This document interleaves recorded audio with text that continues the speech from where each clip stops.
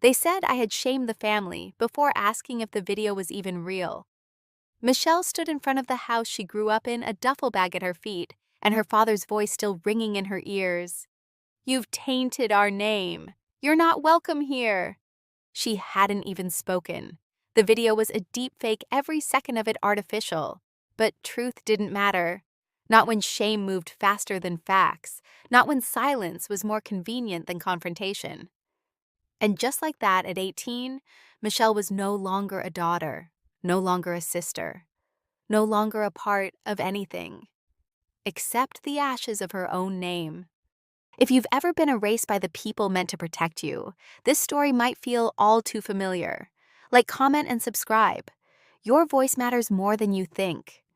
Michelle was the kind of girl who noticed shadows in faces and drew them into light, quiet, sharp-eyed, always sketching in the margins of school books.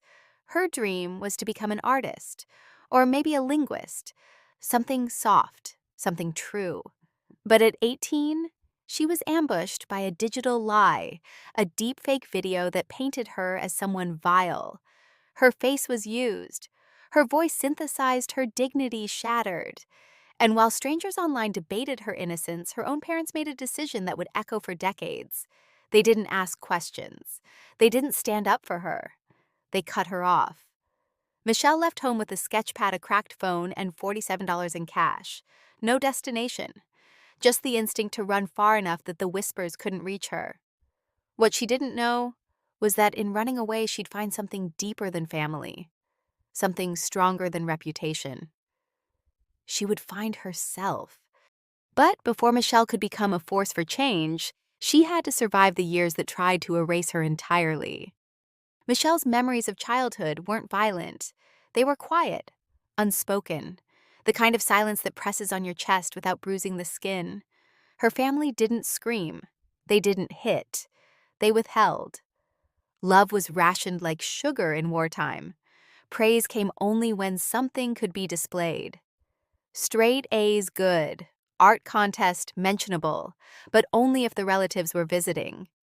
She remembered once at 12, holding up a charcoal portrait she had drawn of her mother, delicate, tender, full of light. Her mother had glanced at it, said you should have spent that time studying, and went back to folding laundry. Michelle didn't draw for months after that. By high school, she had learned the rules. Be impressive, but not emotional. Speak correctly, but not too much. Don't embarrass the family. And above all, keep the name clean. The name, always the name.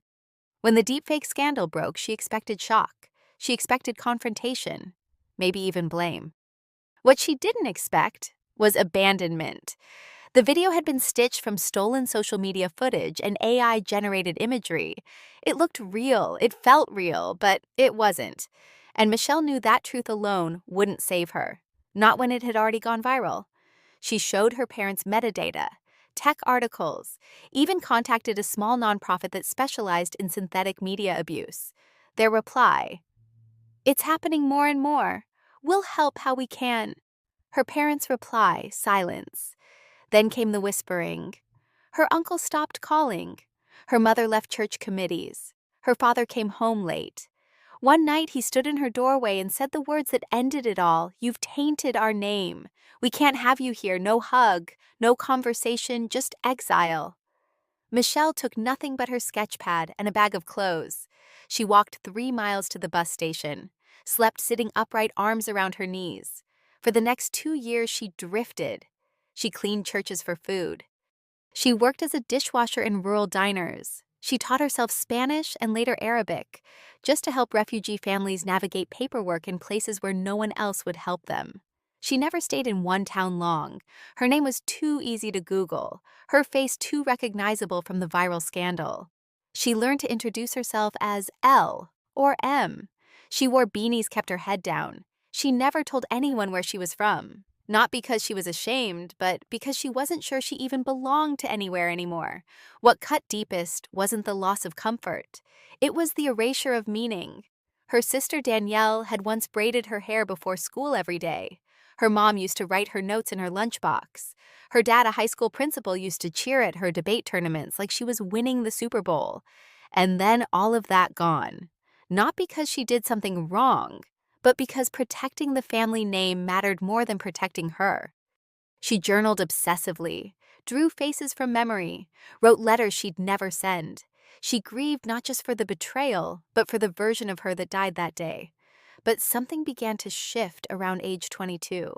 In a battered library in Utah, she found a flyer about a volunteer program for displaced minors.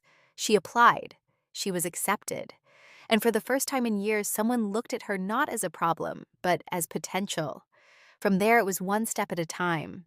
Night school, policy classes, a nonprofit internship. She didn't chase titles, just causes. Her ideas started shaping policy discussions. Her strategies got copied. Her quiet demeanor hit a steel spine. No one knew who she really was. But her work, it moved mountains. And yet under every success, Michelle carried a knot of fury. Not just at what had been done to her, but at how easily it had been accepted. Her family didn't just abandon her, they never came looking. Then one day, she saw her sister on TV, Danielle, now a public prosecutor, well-dressed, confident, speaking about justice, truth, and accountability. The bile in Michelle's stomach was instant. Danielle had said nothing when Michelle was thrown out. She hadn't responded to a single message. She had gone on to law school, the family's pride and joy, while Michelle vanished into America's margins. And now, there she was on the screen playing the role Michelle once dreamed of. The past wasn't past. It was simmering, and it was about to boil over. Because when Danielle's scandal hit the headlines, it wasn't Michelle's past that came back, it was her power. It started with a headline: Prosecutor Danielle Hayes, under investigation for suppressing key evidence in police brutality case. Michelle blinked at the article on her phone screen. Her coffee went cold in her hand. Danielle Hayes, her sister. The case had made national waves, a teenage boy unarmed assaulted during a traffic stop. The body cam footage was blurred, the officer's account inconsistent, but the case had stalled until now. Whispers of buried documents, misplaced witness statements, and suppressed forensic reports had begun surfacing. Danielle's name was on them all. Michelle didn't feel vindicated. She felt something colder, something heavier. She had spent years scrubbing toilets in gas stations and translating asylum interviews, all while her sister had climbed the legal ladder with the smug self-assurance of someone who had never once tasted disgrace. And now the nation was watching. The turning point wasn't the scandal. It was the request that followed. Michelle received an encrypted email from a journalist with a subject line that simply read, "Is this you?" Inside was a redacted court memo, one of the documents Danielle had allegedly tried to bury. But it wasn't the memo that shook her. It was the footnote. Initial procedural policy consulted from silent advocate internal pseudonym MEH, her initials, from 3 years ago. One of her pilot frameworks, designed to protect minors during cross-agency investigations, had been quietly used, then hidden when it helped the defense. Danielle had used Michelle's work, then erased her name from it. Again. Michelle didn't sleep that night, not because she was angry, but because for the first time in over a decade, her silence was no longer safety. It was power. The next morning, she submitted an affidavit, not to the press, not to the prosecutors, but directly to the judge. In it, she outlined how her policy framework had been manipulated, how public offices, including the one her sister worked in, had quietly borrowed her ideas without attribution to implement reform, only to reverse engineer those same tools when they endangered institutional reputation. She didn't include her full name, just her initials and verified publication logs. But the judge recognized her. Michelle had presented at a closed-door reform summit 2 years prior. No press, no photos, just impact. And the judge remembered her. Court proceedings escalated quickly after that. Danielle, once untouchable, now stood trembling behind a podium, her voice cracking under cross-examination. The media, in its endless hunger, began digging. And that's when Michelle's name, her full name, surfaced. Not in scandal, in reverence. An independent journalist released an exposé titled, "The Ghost Architect of Justice Who is Michelle Hayes." It detailed Michelle's decade-long trail of anonymous influence, legislative frameworks, protective policies for whistleblowers, safe haven protocols for domestic survivors, each signed with only initials. Until now. Michelle didn't grant interviews. She didn't post on social media. She didn't issue statements. Instead, she walked into the courthouse the day Danielle testified again. No press crew, no entourage, just a simple gray coat, a notepad in her hand, and a name that no one could erase anymore. As she passed her father in the hallway, he whispered, almost breathless, "Michelle." It was the first time he'd said her name in 12 years. She didn't stop walking. Inside the courtroom, Danielle looked up and froze. Her voice faltered. For a second, it looked like she might break down entirely. She recognized the quiet fury in Michelle's eyes, the weight of all the years, the betrayals, the erasure. But Michelle said nothing. She sat in the gallery, still, present, unyielding. And somehow that presence alone made the courtroom feel like judgment had already been passed. Danielle's defense unraveled in the days that followed. She wasn't convicted, but she was disbarred. Her career ended not with handcuffs, but with disgrace. What came next wasn't revenge, it was reconstruction. Michelle introduced a new policy package through a coalition of lawmakers she had quietly advised for years. It was called the Silent Kin Protection Bill. Its goal was radical in its simplicity: criminalize the use of reputational threats often wielded within families to control silence or discredit reformers, whistleblowers, or survivors. It provided protections not just in public institutions, but in private settings too, where the most damaging betrayals often began. It passed in 3 states within the year. Michelle still refused cameras. She gave no TED Talks, no memoirs. But her presence, once ghosted, now defined a movement. And one afternoon, as she walked out of a town hall after meeting with abuse survivors, a woman stopped her and said, "You're the reason I stayed." Michelle smiled, said nothing. She never needed the credit, just the change. But when her sister came crawling back not to apologize, but to beg, Michelle faced a decision she never thought she'd have to make. It was a Tuesday when Danielle showed up. No camera crew, no reporters, no lawyer in tow. Just her standing on the steps of a modest community building in Denver, where Michelle had just finished speaking to a group of displaced youth. Michelle didn't recognize her at first.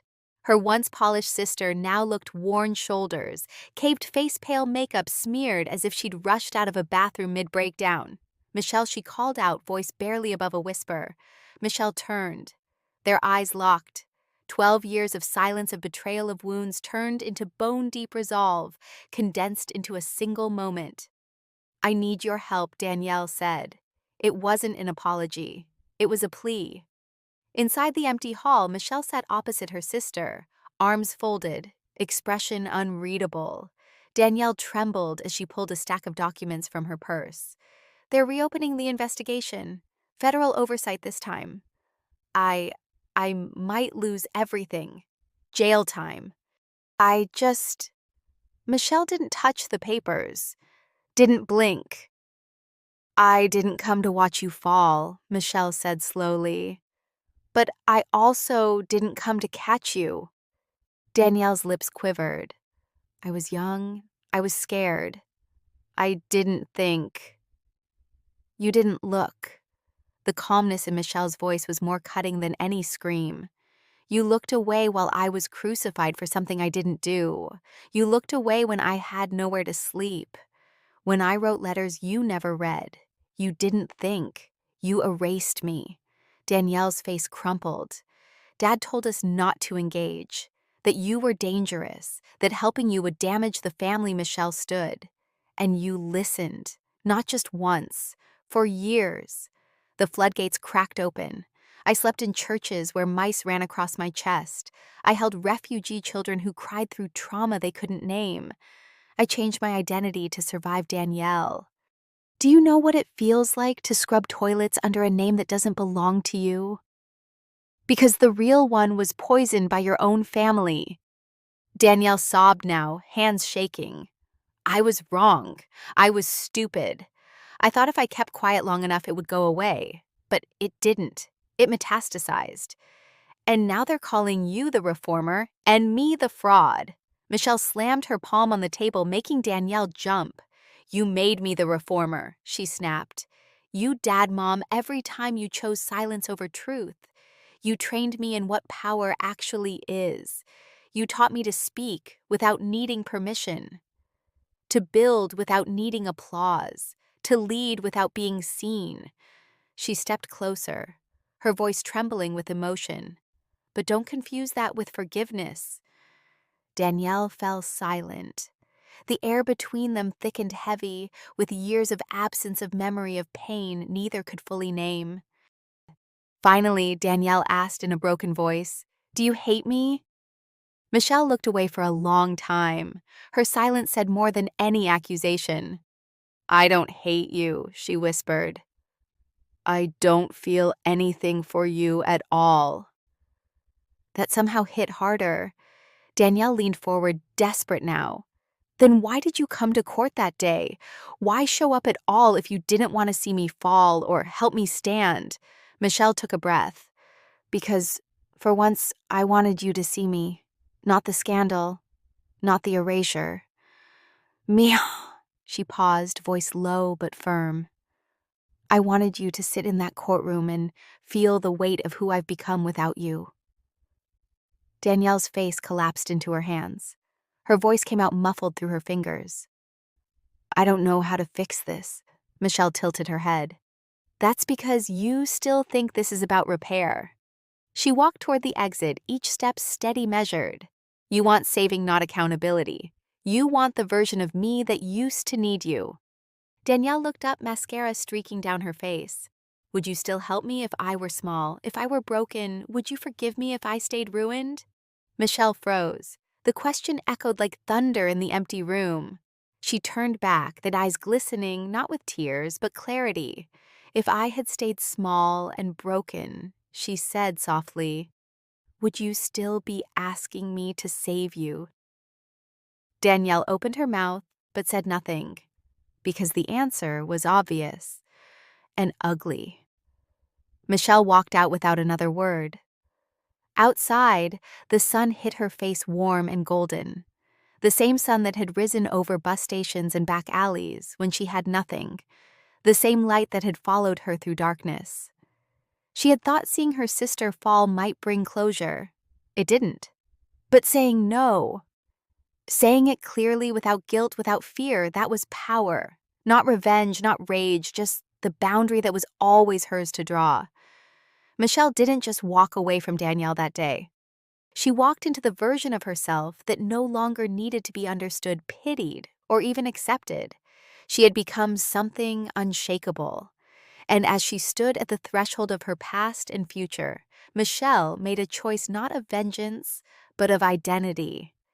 Michelle didn't go home that night. She walked. Through the city streets of Denver, through the quiet residential blocks where porch lights flickered and wind chimes rattled softly in the early evening breeze.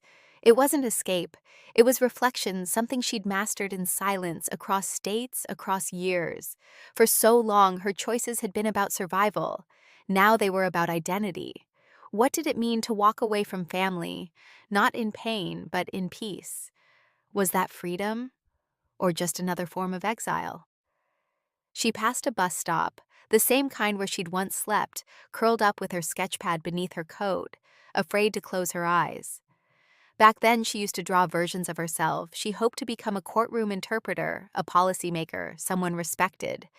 She never drew herself as Michelle Hayes. That name had felt like a ruin, a threat. Now it echoed differently. She stopped at a mural she'd passed a dozen times, but never noticed children painted in bright colors, their shadows cast in deep hues behind them. Above them were the words, "What they take does not define what you build." Michelle stood there, hands in her coat pockets, the wind cold but clear. She had built something, quietly, anonymously. But the time for anonymity was over. That weekend, she visited someone she hadn't seen in nearly a year, Pilar, a retired librarian, and one of the first people who'd believed in her. Michelle had met Pilar during a volunteer literacy night in Pueblo. Back then, Michelle was still going by a fake last name, still afraid to speak too loudly. But Pilar had seen right through it. "I've read your words," she'd once said over cups of cheap jasmine tea. "You speak in ghosts, but I think you were born to roar." When Pilar opened the door now, she smiled wide. "Well, well." The ghost steps into the daylight. Michelle grinned genuinely. "I need tea. And maybe a mirror." They sat on Pilar's porch under strings of mismatched lanterns. The air smelled like lemon balm and cedar wood. "I saw the headlines," Pilar said softly. "You didn't speak. You didn't lash out. You didn't retaliate." Michelle nodded. "That was the point. And she came to you. She begged." And Michelle looked at her old friend, eyes steady. "I said no." I said it without shaking. Pilar poured her more tea. "That's not the same as turning your back," Michelle sighed. "Then what is it?" "Choosing yourself," Pilar replied. "Choosing to no longer bleed for people who sharpen the knife on your back." Silence fell. Comforting. Familiar. "I'm thinking of reclaiming the name," Michelle said suddenly. "Not for her, not for Dad. For me." Pilar's eyes softened. "Then do it. But don't just take the name, define it." The next morning, Michelle sat down at her old laptop. She pulled up a draft she'd never finished, a federal policy framework meant to extend protections to whistleblowers in family-owned businesses, religious institutions, and small-town municipalities, places where silence was often weaponized through shame, loyalty, or reputation. She'd abandoned the document years ago, told herself it wasn't viable, that it was too personal, too angry. Now it felt urgent, clean, ready. She opened the header. Where her initials once were, EH, she deleted them and typed it clearly, Michelle Elaine Hayes. She didn't pause, not to hesitate, not to doubt. The decision wasn't born from rage, it was born from clarity. She would no longer be the ghost behind the policy. She would be the voice behind the change. That same week, she accepted a panel invitation she had previously declined. It was a statewide forum on restorative justice and institutional betrayal, open to survivors, whistleblowers, policymakers. Not televised, not glamorous, but deeply human. On the day of the event, she wore no suit, no makeup, just her usual gray sweater, the sleeves rolled up like they always were when she got serious. She stepped onto the stage to polite applause. No one cheered, no one shouted, but they listened. And Michelle spoke. Not about her sister, not about revenge, not about the past, but about voice, about the right to reclaim one's identity, not through vengeance, but through definition. "I don't stand here because I won," she said. "I stand here because I stopped waiting to be invited back into rooms I was thrown out of." A quiet rose in the crowd. It wasn't noise. It was respect. "I don't need to be forgiven. I don't need to be loved back. I only need to be whole." Afterward, as she stepped off stage, a college student stopped her. She looked no older than Michelle had been when her world first collapsed. "I'm going no contact with my family next week," the girl said. "They called me ungrateful for leaving. But I watched your video last night, and I wrote something on my wall." Michelle tilted her head. "What did you write?" The girl smiled. "They can take your name, but not your voice." Michelle froze. Then she smiled, not with triumph, but with truth, because that was the moment she knew. Her story no longer belonged to the people who abandoned her. It belonged to the ones she could now help rise. And as Michelle's words spread quietly across rooms, classrooms, courtrooms, something unexpected followed consequences. Michelle's silence was louder than any shout. When the Silent Kin Protection Bill was introduced, it shook halls she had never imagined entering as a teenager, those same places where her name had been erased. She stood firm behind the legislation that criminalized the weaponization of family reputation, the use of shame, silence, and threats to control or silence whistleblowers and reformers within their own bloodlines. Her sister's trial already teetering on the edge, thanks to leaked evidence now unraveled publicly. The courtroom buzzed not with gossip, but with accountability. Michelle's father, once the man who whispered her name as a curse, was forced to testify about his silence, the painful complicity that had cost his family more than pride. As cameras flashed, Michelle didn't need to speak. Her work spoke for her. News outlets flooded with stories of the woman who fought her own family's shadows, framing her as the quiet force behind a sweeping change in family law protections. Those who once dismissed her as the shame or the broken daughter were now the ones stumbling for answers, publicly disgraced, their reputations crumbling under the weight of truth. Yet Michelle never reveled in their downfall. Her power was not vengeance. It was justice. In small towns, survivors began to come forward inspired by the bill, sharing stories that had been buried beneath layers of silence. And in those voices, Michelle found her victory, a collective reclaiming of dignity, a refusal to let family secrets control futures. She was no longer defined by ashes or erased names. She was the architect of a new legacy, one where voices mattered more than bloodlines. And as Michelle stood before those survivors, her message became clear: some battles end not with forgiveness, but with finding your own voice. Michelle stood quietly in front of a room full of survivors, no microphone, no script. Just her presence and the words she had written on the whiteboard behind her. They can take your name, but not your voice. After years of pain, betrayal, and silence, she had finally claimed her peace, not by erasing the past, but by setting firm boundaries, owning her story, and refusing to be defined by others' judgments. She had learned that self-worth is not granted by family approval or societal expectations. It is carved from within through courage and resilience. Michelle's journey wasn't about forgiveness or forgetting. It was about freedom, freedom to speak, to stand, and to live on her own terms. Her name, once burned in ashes, was now a symbol of strength and voice for countless others. If Michelle's story touched you, please share your own journey below. Remember to like, subscribe, and never let anyone silence your truth. Because your voice, your story matters.